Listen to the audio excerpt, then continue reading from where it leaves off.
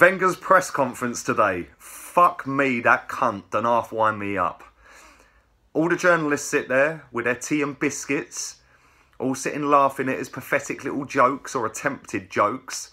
Yeah, ha ha ha ha, ha, yes arson, 3 bags fucking full arson.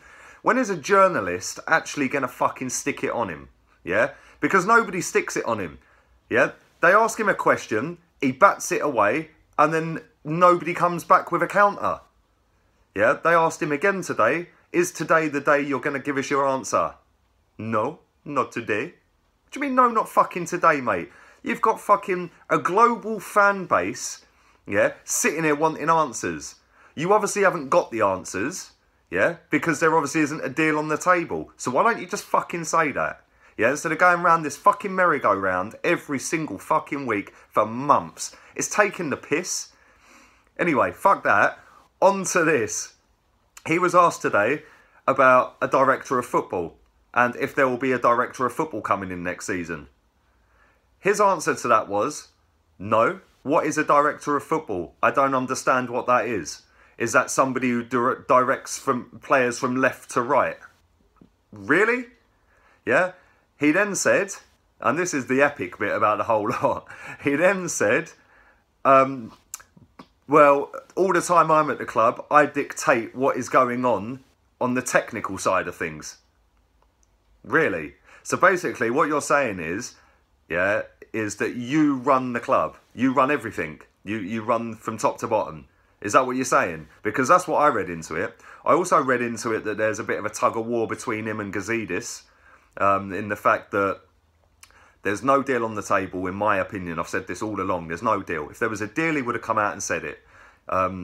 But this is his sort of way of communicating with the board via these press conferences. And he knows that nobody's ever going to challenge him in a press conference because all the questions are vetted before he comes through the front door. So, in my opinion, he ain't got a contract on the table. It all hinges on top 4, which we ain't getting. Everyone who thinks we're getting top 4 is deluded. Liverpool have played 2 games more than us. And they've got West Ham and they've got Chelsea. Well, Chelsea would have won the title by the time they play them. So, fucking chances are they're going to get something out of that. They'll beat West Ham because West Ham is shit. Yeah? Man City's 3 games are so fucking easy. They're guaranteed top 4. So, this little clinging on to top 4, yeah, we ain't getting it. Get over it, man. Who gives a fuck? He also said today that, well, yes, top 4 doesn't determine whether we can sign big players and all that because we have vast amounts of money. Really? Okay, well, for a decade, you've been telling us we're fucking skint, mate, so make your fucking mind up, yeah? You know, oh, it's not such a big thing anymore, the Champions League. Really? You ask any top footballer, Arsene, whether they want to join a football club that ain't top 4, yeah? Other than Zlatan, other than Pogba, other than Mkhitaryan, and other than Kante, yeah? Can you name me another 4 top fucking elite players that have gone to a shit team outside the top 4? I can't. Anyway, enough of talking about him because he fucking winds me up. On to the game tomorrow night against Southampton. We've not beaten Southampton in the last 5 visits in the league to St Mary's. That spans back to 2003. Obviously, yes, only 5 games because they got relegated a few times in between that and then bounced all the way back up.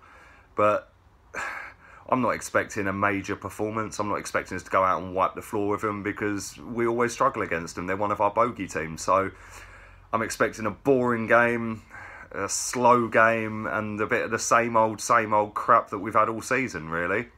I did see an alarming stat today that in the last 10 away games we've had, we've only picked up 7 points. That's shocking. For a club of our size and stature to pick up 7 points out of 30 away from home is a disgrace.